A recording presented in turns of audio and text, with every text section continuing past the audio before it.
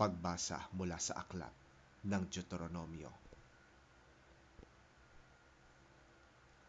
Ngayon, O Israel, pakinggan ninyong mabuti at sundin ang tuntuning itinuturo ko sa inyo upang mabuhay kayo ng matagal at mapasa inyo ang lupaing ibinigay sa inyo ni Yahweh na inyong Diyos. Ngayon nga'y itinuturo ko sa inyo ang mga batas at tuntunin na ito gaya ng ipinag-utos sa akin ni Yahweh na ating Diyos. Sundin ninyo ang mga ito sa lupaing malapit na ninyong sakupin at tirhan. Unawain ninyo ito at sunding mabuti. Sa gayon, makikita ng ibang bansa ang inyong karunungan at pangunawa.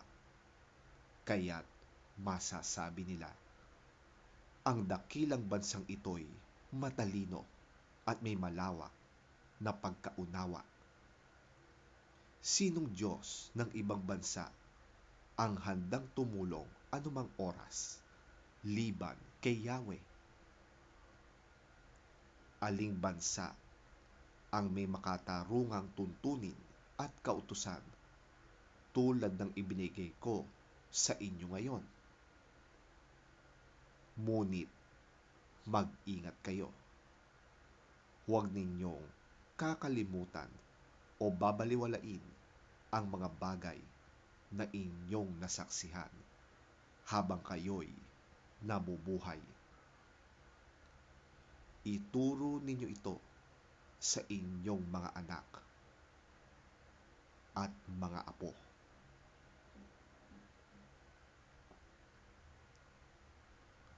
Ang salita ng Diyos.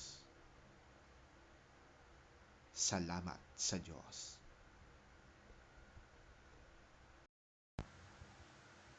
Ang mabuting balita ng Panginoon ayon kay San Mateo. Papuri sa iyo, Panginoon. Huwag ninyong akalaing naparito ako upang ipawalang bisa ang kautusan at ang mga propeta. Naparito ako hindi upang ipawalang bisa ang mga yon, kundi upang tuparin. Tandaan ninyo, maglalaho ang langit at ang lupa, ngunit ni isang tuldok o kudlit man ng kautusan ay di mawawalan ng bisa hanggat hindi natutupad ang lahat.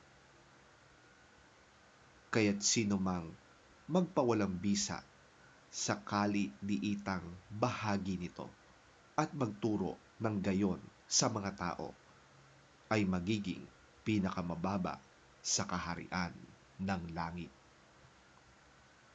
Ngunit ang sumusunod sa kautusan at nagtuturo sa mga tao na tuparin yon ay magiging dakila sa kaharian ng langit.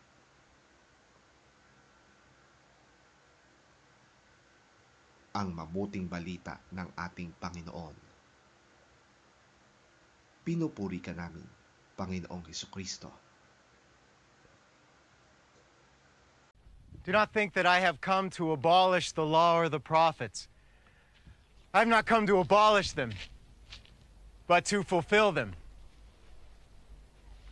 I tell you the truth, until heaven and earth disappear, not the smallest letter, not the least stroke of a pen,